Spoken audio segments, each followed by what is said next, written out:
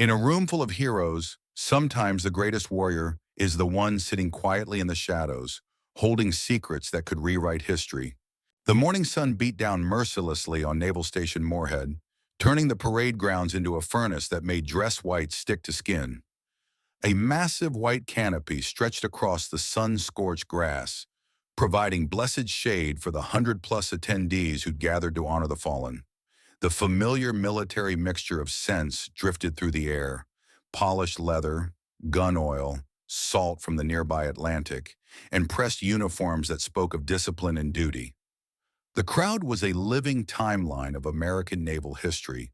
In the front rows sat the current leadership: Rear Admiral Hartley, his chest heavy with ribbons earned in conflicts most civilians couldn't pronounce; Command Master Chief Dwayne Fields, whose weathered face told stories of 30 years spent keeping sailors alive in the world's most dangerous places; and a collection of SEAL commanders whose pressed whites and polished metals couldn't quite hide the predatory stillness that marked them as apex warriors. Behind the brass, families clutched memorial programs like sacred texts: wives who'd become widows, children who'd grown up with empty chairs at dinner tables, and parents who'd buried sons and daughters who'd answered their country's call. Each program bore names, some carved into marble memorials, others lost to classified operations that would never see daylight. And in the far back corner, almost invisible in the shadow of the canopy's edge, sat a woman alone. She looked to be pushing 80, with white hair pulled into a regulation-tight bun. Her dark blue blouse was simple, unremarkable except for a single brass pin on the collar, a lightning bolt insignia that only the most observant would recognize as the old Naval Communications rating badge. No ribbons, no medals, no name tag. Most people assumed she was someone's grandmother, maybe a widow who'd lost her husband and wanted to remember him among others, who understood the weight of service. Captain James Mallory approached the microphone with the bearing of a man who delivered more than his share of difficult speeches. At 45, he'd earned his captain's bars through a combination of tactical brilliance and the kind of leadership that made subordinates willing to follow him into hell. Today, however, his usual confidence seemed tempered by the weight of the occasion. "Ladies and gentlemen, distinguished guests, shipmates," he began, his voice carrying easily across the assembled crowd. "We gather here not just to read names from a list, but to remember what those names represented, to honor not just their sacrifice, but the silence they left behind, the conversations never finished, the jokes never told, the wisdom never passed down." He spoke with the practiced cadence of someone who understood that words, properly chosen, could carry the weight of mountains. He talked about valor that went unrecognized, sacrifice that went unrewarded, and brotherhood that transcended death itself. The crowd listened with the respectful attention that military ceremonies commanded, but Mallory could sense he was losing them to the heat in the familiar rhythm of memorial speeches they'd all heard before. Then he shifted gears. "This year, I want to tell you about a different kind of heroism," he said, his voice taking on a more conversational tone. "About Operation Stonevale, 1984. Most of you won't find it in any history books. It's still classified in ways that matter. But what I can tell you is this: a 6-man SEAL team was operating behind enemy lines when everything went sideways." The crowd stirred slightly.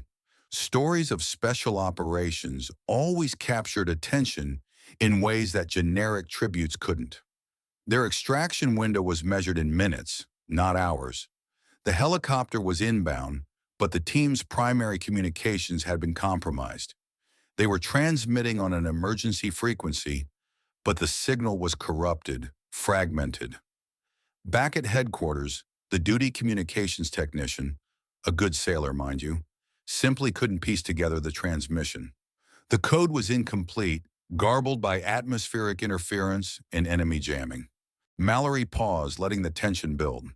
In the audience, several SEAL veterans leaned forward, recognizing the setup for a story they might have lived themselves. That team should have died that night. 6 of America's finest warriors abandoned behind enemy lines because of a failed radio call. But they didn't die. They made it to the extraction point. They came home. And for nearly 40 years, we've wondered how. The silence was complete now, broken only by the distant sound of waves against the harbor seawall. According to the after-action report, an unregistered civilian assistant stepped in and completed the call-out sequence. Someone who knew the codes, understood the protocols, and had the technical knowledge to clean up a signal that our best equipment couldn't decode. The report lists no name, no rank, no unit designation, just civilian assistance rendered. A few chuckles rippled through the crowd at the military's talent for bureaucratic understatement. Whoever she was, Mallory continued, and the crowd noticed his deliberate use of the feminine pronoun, she saved 6 lives that night with nothing more than her voice and her training. If she's here today, if she's listening to this story, I want her to know that we don't just owe her our applause.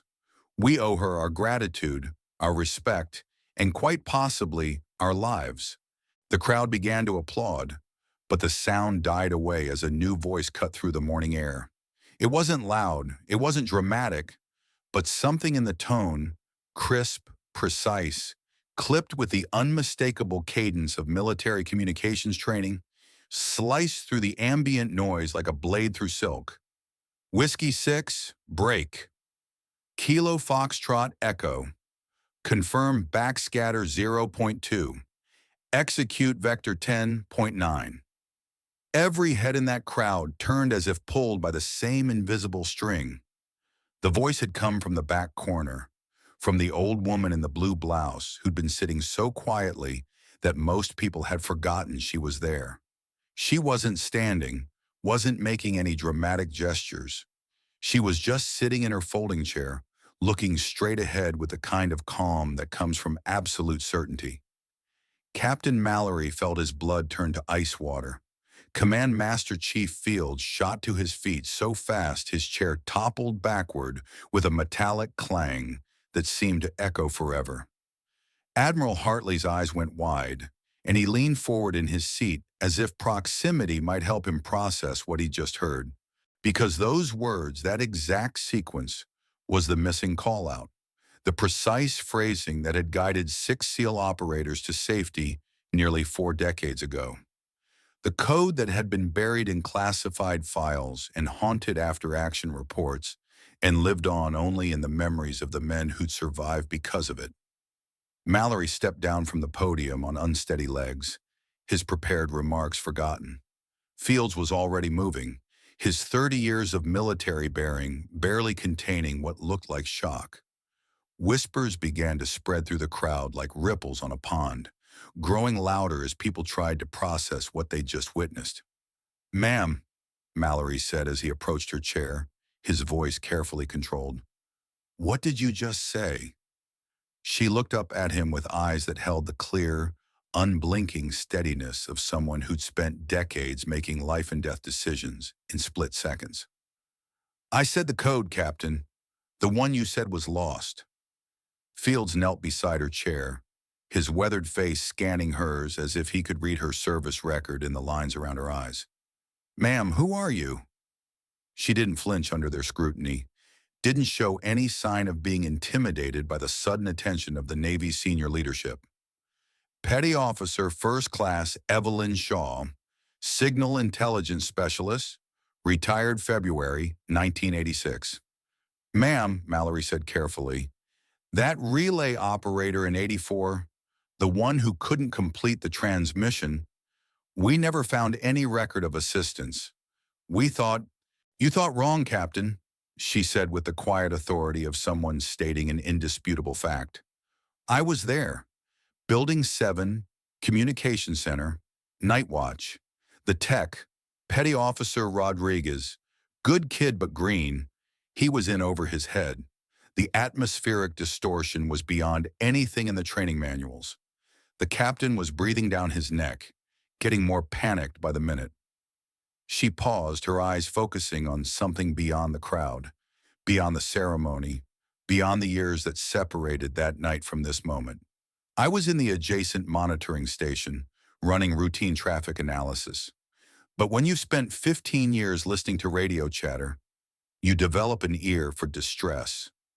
I heard the static, recognized the emergency frequency, and knew we had people in trouble. So I stepped in. "Why didn't you ever come forward?" Fields asked, genuine confusion in his voice. "Why didn't you file a report, request recognition, anything?" Her smile was small but carried the weight of absolute conviction. "Because real communications people don't do it for the credit, Master Chief. We do it because the message has to get through. Those boys needed to come home, and I had the skills to make that happen. That was the job. Nothing more, nothing less." Admiral Hartley had approached during the conversation, and now 3 generations of Navy leadership stood before this old woman, each trying to process the magnitude of what she just revealed. The crowd had fallen silent, sensing they were witnessing something extraordinary. "Petty Officer Shaw," Hartley said quietly, his admiral's stars seeming almost insignificant in the presence of her quiet dignity. "If you're willing, I think we owe you considerably more than a seat in the back corner." "I'm fine right here, Admiral," she replied without missing a beat. "I came to remember the ones we lost, not to be remembered myself." But it was too late for anonymity. Word was spreading through the crowd like wildfire, passed from sailor to sailor, officer to officer, family member to family member. Someone brought her a bottle of water. An old chief petty officer snapped to attention and rendered a salute that spoke of 30 years of accumulated respect. A young hospital corpsman, barely old enough to have served in Afghanistan, stood before her with tears streaming down his face. "Ma'am," the corpsman whispered, his voice unsteady, "my father, he was on that team. Stonevale. He used to talk about the voice that saved them, the one that gave the call out. He never knew who it belonged to. He passed away 3 years ago, but I know he would have wanted me to thank you." Evelyn Shaw looked at the young man, her eyes softening for the first time since she'd spoken the words that had once saved lives. "Well then," she said quietly, "if you ever get the chance to tell your father, you let him know he's welcome." She placed a hand on the edge of the table, steady now, and gave a small nod. "And you remember this. He came home because that's what warriors do. They bring each other back." For the remainder of the ceremony, she stayed in that corner chair, but she was no longer invisible. Officers stopped to shake her hand, their faces showing the kind of reverence usually reserved for Medal of Honor recipients. Old communications specialists saluted her with the quiet pride of professionals recognizing a master of their craft. Captain Mallory abandoned his prepared closing remarks entirely, because the most powerful story of the day had already been told.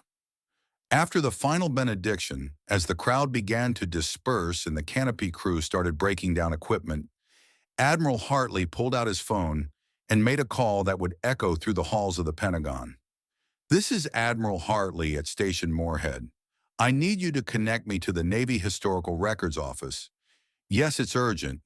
We need to amend the Operation Stonevale files, add Petty Officer First Class Evelyn Shaw, Signal Intelligence Specialist, as primary communication support for the extraction phase." "Sir," came the voice on the other end, "we don't show any record of that individual's involvement in Stonevale." Hartley watched as the old woman stood slowly, smoothed her blouse, and began walking toward the parking lot with the same quiet dignity she'd maintained throughout the ceremony. "You do now, sailor. You damn sure do now. If Evelyn Shaw's story stayed with you, you're not alone. There are more quiet heroes like her, hidden names, unheard voices, and missions no one talks about. Subscribe to Echo Bravo, where honor lives in silence, and the bravest stories are whispered, not shouted."